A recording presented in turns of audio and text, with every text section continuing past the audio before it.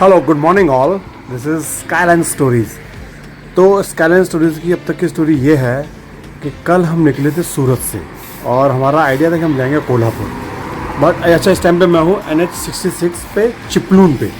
हाँ, तो हमारा आइडिया था कि हम लोग कल निकलते कोल्हापुर तक। हम गोवा के रास्ते में हैं, आपको जैसे मैंने पहले ही बताया। तो हम लोग पहुँचते हैं कोल्हापुर, बट कोल्हापुर पड़ रहा था बहुत दूर।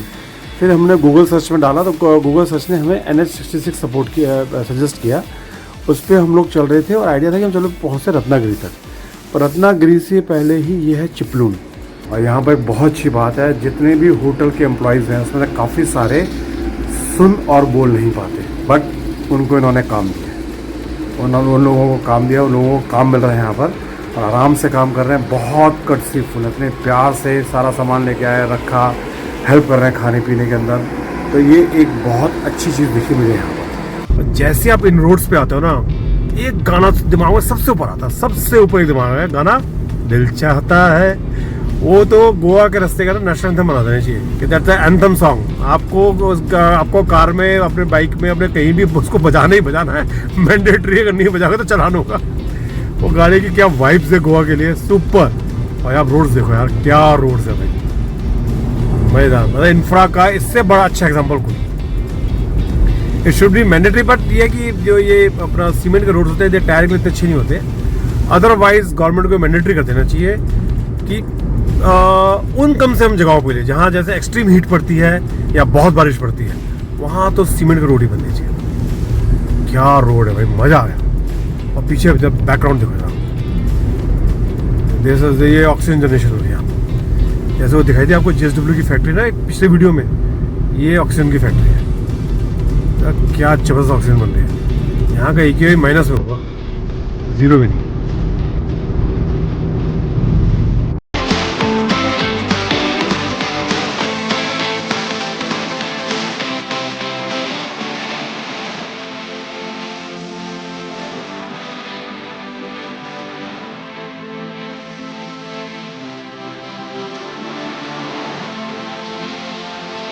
आपको देखो रोड की फीलिंग भी देता हूँ। देखो हम कहाँ खड़े हैं इस टाइम पे।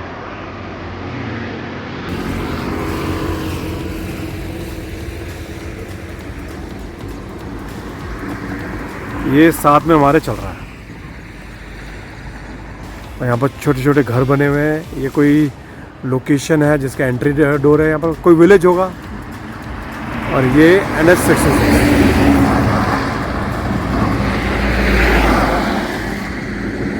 अब इन घरों की लोकेशन देखो जरा, क्या लोकेशन घरों यार। बैकग्राउंड में देखो पेड़ वगैरह, पाम ट्री कितना प्यारा लग रहा है। अमेजिंग लोकेशन है।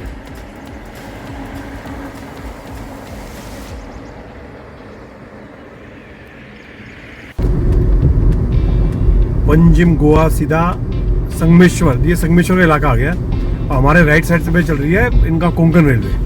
कोंकण रेलवे का ये आ गया गणपतिपुल है।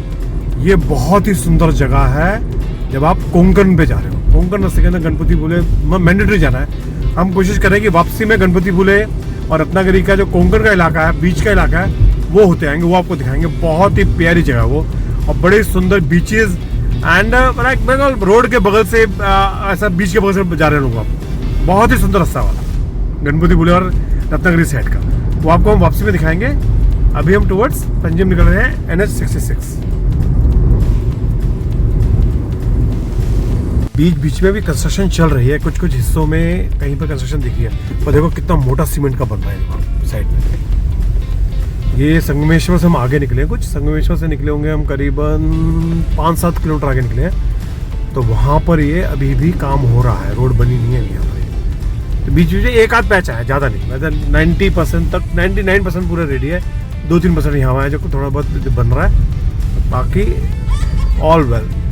वो देखो अभी रोड को और बड़ा कर रहा है, इसका स्पैन और बड़ा हो रहा है।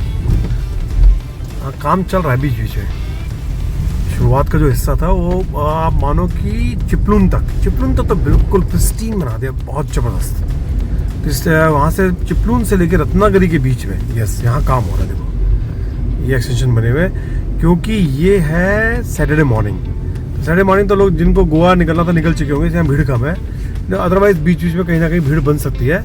अगर आप फ्राइडे टाइप पे आ रहे हो, कुछ फ्राइडे मॉर्निंग, सैटरडे मॉर्निंग भी नहीं तो ना, तो फ्राइडे मॉर्निंग यस हो सकती है, ये प्रॉब्लम आ सकती है। अब फिर देखो आगे बीच में पैचेज है बस, बट बहुत सिनिक है, बहुत ही सिनिक है। बारिश हुई है, अभी और हो जाए बारिश, मजा आए। इस टाइम में तो बहुत ही गंदी धूप निकली हुई है।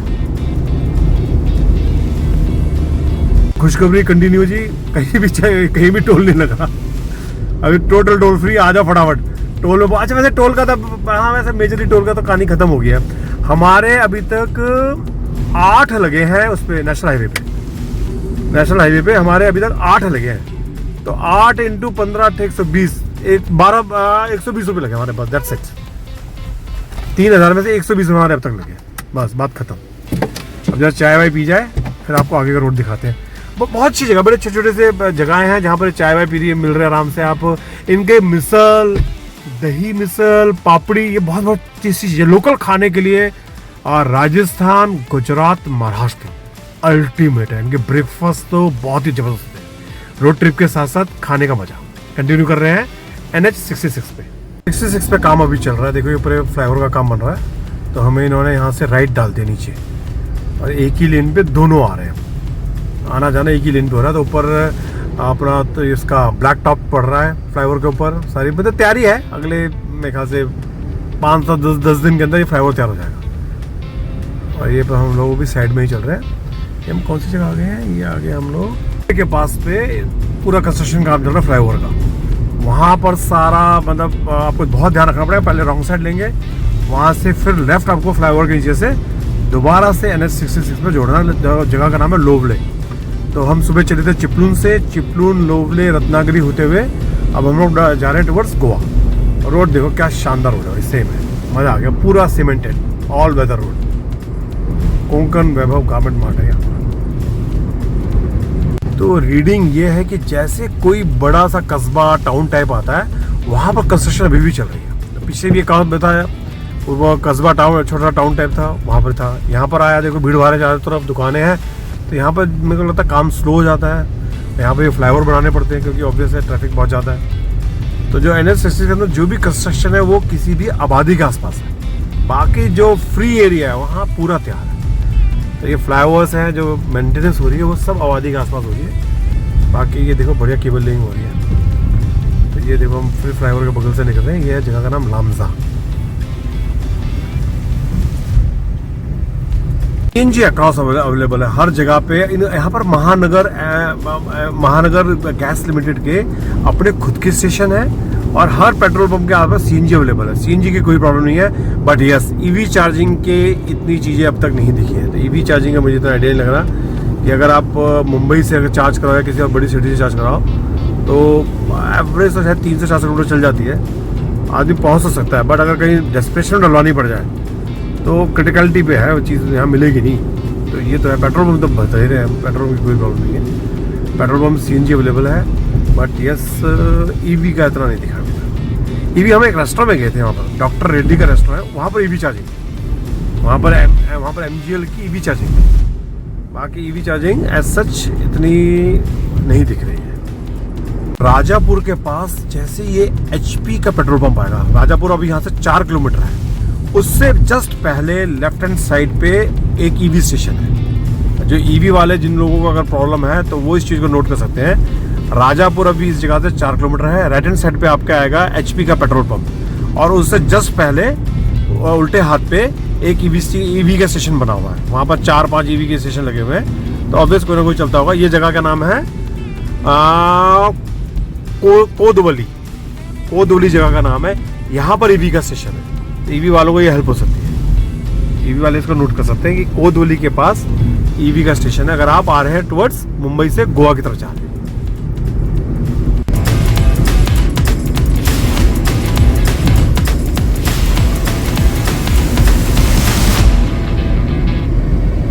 देखो जाए NH 66 में आप लोग क्या जगह है, देखो यार। वो कहते हैं ना कि जीवन में वाला अगर ये काम नहीं किया तो जीवन अधूरा है।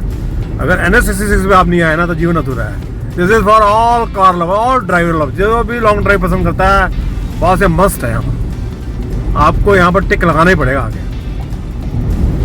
दिस इज अमेजिंग रोड भाई, क्या जगह बनाई और क्या रोड बनाई है।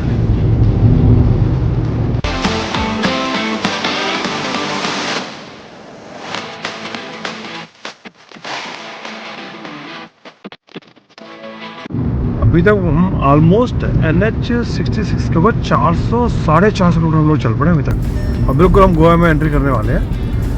एंड मुश्किल से मुश्किल एक 5-7-10 किलोमीटर का एरिया होगा जिसके अंदर काम हो रहा होगा या मेंटेन थोड़ा ऊपर रीच होगा।